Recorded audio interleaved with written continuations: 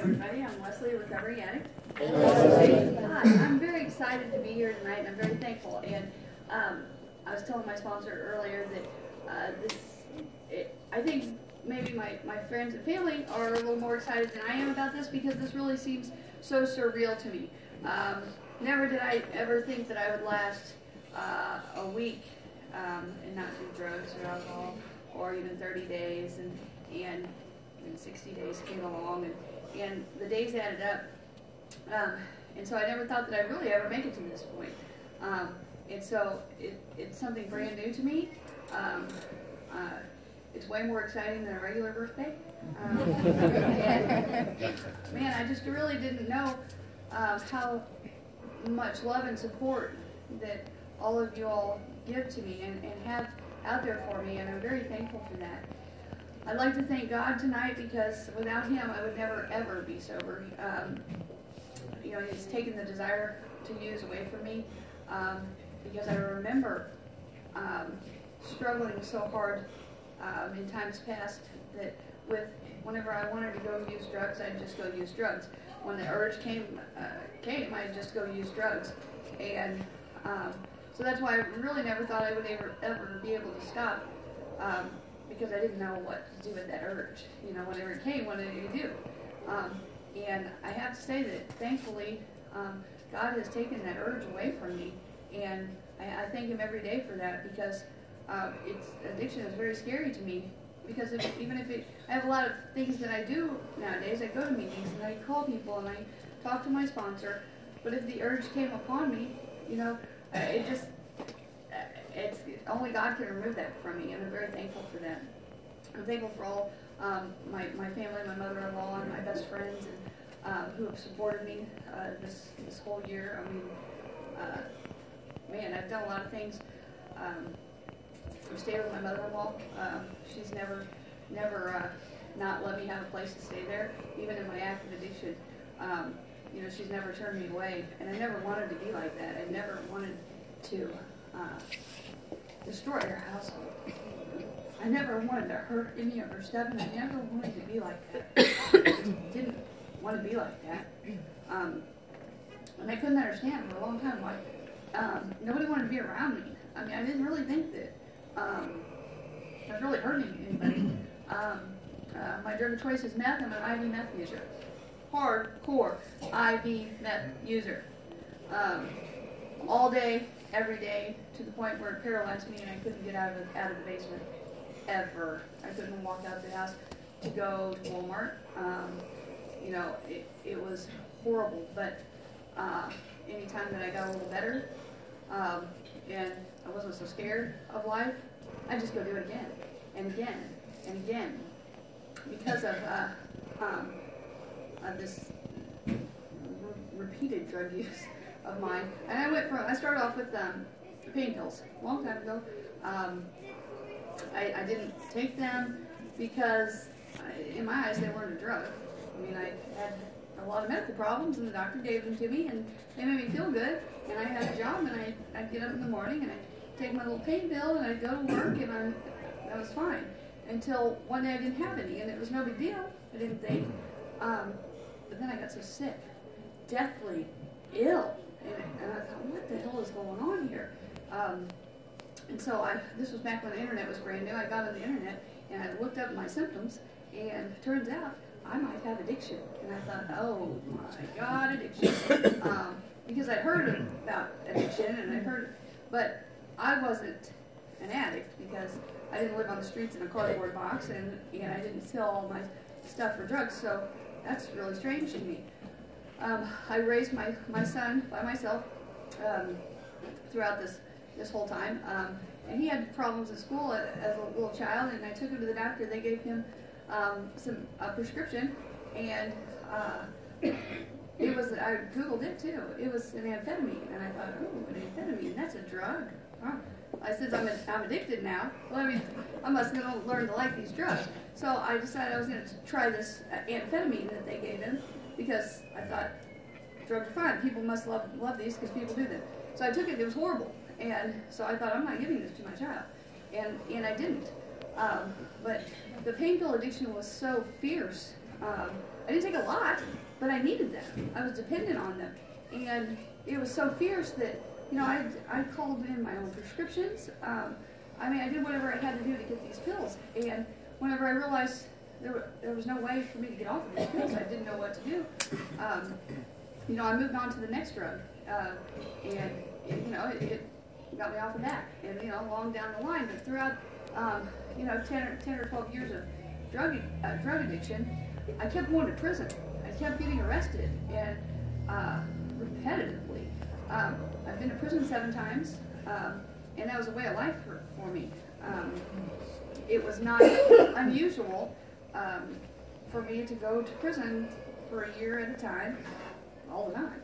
And, when my mother-in-law looked at me one time, and she's like, I don't understand, you people always going to jail and in prison, that's just not normal. I thought, what is she talking about? Of course it is. I thought that's what normal people did. But I couldn't figure out the correlation why in prison I was always so happy and had a good time, and I had friends there, and I had a job there in prison, and had everything that I could ever want when I was in prison. And then I would get out and I would not be successful. I would be on parole, and the main deal was not to drop dirty, and I wouldn't use drugs for 3 weeks, and then right before I'd go see her, I'd use drugs. And I've never intended to do that. And I swore every time that happened, I'm not letting, she didn't drop on me now, and I'm not going to let that happen again. So, the next 3 weeks would go by. And I wouldn't use drugs. I didn't have a desire to use drugs. And then a few days, lo and behold, every single month this happened. And I'd go into her, and I was tired of living like that, but I didn't know how to stop it. And I really didn't think drugs were the problem because I didn't use them every day. Because that's what a drug addict does. They use drugs all day, every day. But I didn't do that. So after going to prison several thousand times, I ended up getting to go to Valley Hope. And whenever they tried to tell me about unmanageability, and they asked me if my life was unmanageable, and the counselor, I told her that I don't really think that it is. And her jaw just kind of dropped. And said, you don't think going to prison 7 times is unmanageable? And no, not really. And, she had to really convince me that that's a major factor in unmanageability. And she told me that I can't use drugs ever again. And I thought, why not? Because I just really didn't get this. So while I was at Valley Hope, and she informed me of this unmanageability, I thought I might start taking a look at this drug thing, because it was unmanageable, me not being successful at my parole. That's what was unmanageable. And I wanted to be, but I didn't know any other way. And throughout all these different times in prison and seeing the parole officer, nobody ever mentioned Alcoholics Anonymous. Nobody ever mentioned that might be a good idea. And the fleeting ideas that I had about it, or the little bit that I had heard, I thought, there is no possible way that going up to a meeting every single day or whenever, listening to these people talk, is going to make me not want to use drugs. Because if you put drugs in front of me or a meeting in front of me, I'm going to pick the drugs. And so I don't even have any understanding how this meeting thing is going to work for me, so no, I'm not going to be doing that. And it was easy to stay off drugs in prison because I didn't have access to them. I don't think there was any there. Maybe there was. But that was not hard. But I knew that I was happy in prison, and I was not happy outside of prison. And the only difference was I wasn't using drugs in there. So after going to Valley Hope, I went to Valley Hope the first time, and I lasted 2 weeks. And I got out. I really wanted to not use drugs. I didn't want that urge to come upon me to use drugs. And after 2 weeks, I did what they told me as far as you want to get healthy. You want to go to the doctor and the dentist and stuff. So I went to the doctor. I was 2 weeks sober. I went to get a checkup. I have multiple sclerosis. Meth always made that feel better. Okay, and so I went to the doctor for the very first time. And as soon as I went in there, the doctor decided that they were going to admit me to the hospital right then and there. And this was Halloween. And I thought, I don't think that's really what I need. But then again, I thought, well, if a doctor says that's important, maybe I should go. Okay, so I did that. I went to the hospital, and here come the sweet nurses telling me, "Oh, honey, I know you're in a lot of pain. You know, we'll be right back with your pain medicine." I said, "No, I'm all right." And she's like, "No, no, really, I know that you're in a lot of pain." And after her telling me how much pain I was in 3 times, I thought, oh, there's a perk of being at the hospital, that'll be fine. And so here comes the lady with the pain medicine, and because that wasn't my problem. Meth wasn't my problem. Okay? So, and they mentioned at Valley Hope, you know, to tell your doctors and blah, blah, blah. Okay, fine. Well, I didn't mention it to her, and I had my pain medicine, and it was fine the first time. But then I insisted on having it every 2 hours because I wanted to feel that good again, and never felt that good again. Never felt the same way as the first time that she gave it to me. And then I was mad, and so before I ever left the hospital, that time I was there for about a week, I was using meth in the hospital room. I mean, putting it in my IV and all that stuff. I mean, just acting crazy in the hospital. And, you know, then I was too embarrassed to go back to a meeting, because those 2 weeks I was going to meetings. And then I was too embarrassed to come into a meeting and say what had happened and say that, boy, I did what addicts do and I used drugs. I was ashamed of that. And so I carried on as I carried on, and went to the parole officer, and my problem had really gotten out of hand, although I knew it was kind of out of hand. You know, the lady looked at me and she's like, "Leslie, what do you expect? What do you want me to do with you?" I said, "Well, just be patient." And she got mad at me, and she threw the books down and stuff, and I left that day, and, you know, so that was fine. And then it wasn't, next time I went to see her, she had me arrested. Damn, God, not again. You know, and put me in the worst county jail that there is, and not only am I on probation, I'm on parole, dual status. So here I am back in this county jail, and I thought, man, I thought I was trying, I was really doing something, I was going to the meetings, and it just didn't work, and I don't want to be like this, and for some reason, I said the serenity prayer a lot while I was in there, as dumb as I thought it was. You know, I thought this is never going to work, but I said it a lot. I feel like God led me to say that. And, you know, I really had some hope while I was there, although nothing was happening. And when I'd go to court, I was just hoping that they would get the case over with and just let me go back to prison. But my parole officer didn't have a warrant out for me like that. It was my probation that was in jeopardy. And the judge, I don't know what she was thinking, but she let me out to go to inpatient treatment. And she was real stern about it.